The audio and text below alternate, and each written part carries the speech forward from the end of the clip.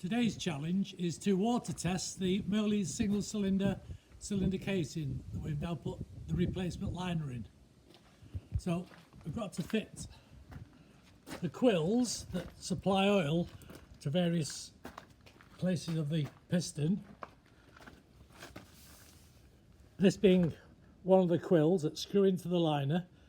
This bit's in water, and there's we're actually fitting two O-rings, because the original was a single, I'd imagine pure rubber of 1920s variety. Then there's a flange that then seals it against the cylinder. There's then a series of connections and are all connected together that supply oil. This one here supplies oil to the small end. So we've got put all those in. We've clamped the liner down.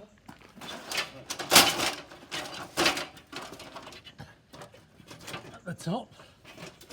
So there's the top.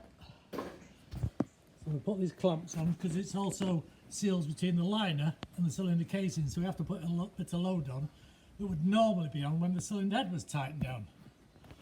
And these marks are here for when we first fitted the liner to make sure it was radially in the correct position to put all the quills in. So we'll carry on a bit longer and as I say, see how it goes. So we fitted all the quills now with the O-rings and a joint behind them, and it's actually full of water up to here. That is where the water is transferred normally to the cylinder head using this strange casting here. That goes on the block, and the top bit goes on the head. To pressure test it, this is a bit awkward to seal up. So I found a cast elbow here and a blank flange on the other side. So when we get the hydraulic pump, we can fill it up with water, just blank off that end and pressure test it.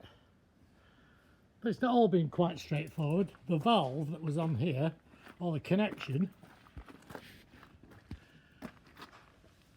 as they say, gone a little thin.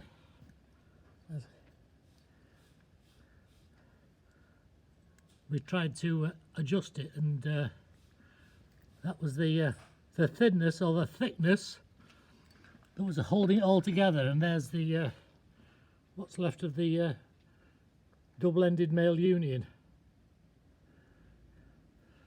So I've now got a not quite authentic but a better one. So onwards and upwards.